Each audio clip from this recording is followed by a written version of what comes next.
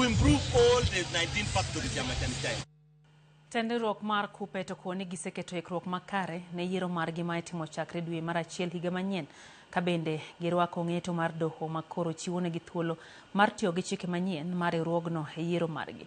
Jagoro maduong' mar KUPPET Akelo Misori wacho ni chike machon mane KUPPET tiyo godo ne ok ochiwo thuolo mar miyo joma mine kod rawere ma gin jokanyo mar riwruogno donje leo madito ma KUPPET, gino mano miyo gitimo lokruok e chike maggi.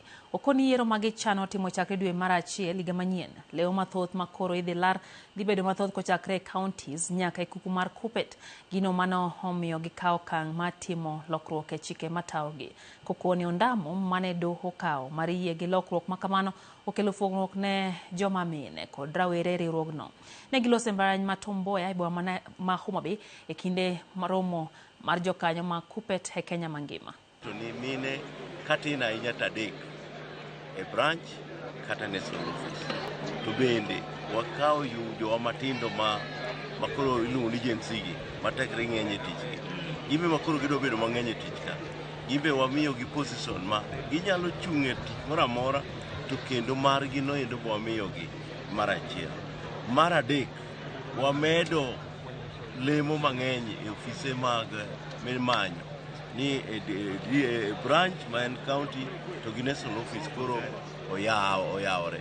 To KUPPET mosebedo maduong', union maduong' machalo kaka KUPPET ni ok ne obed mani ka delegates bire bura to gin ma jam 4 kende.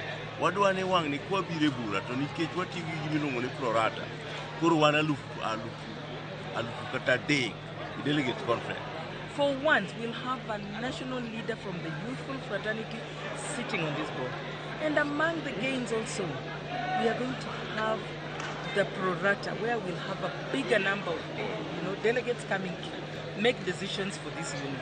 It's a big gain. Those of us who have been around for the last 20 years plus, a member number 2 of KUPPET, have seen it grow, and these are the gains that we are proud to associate with.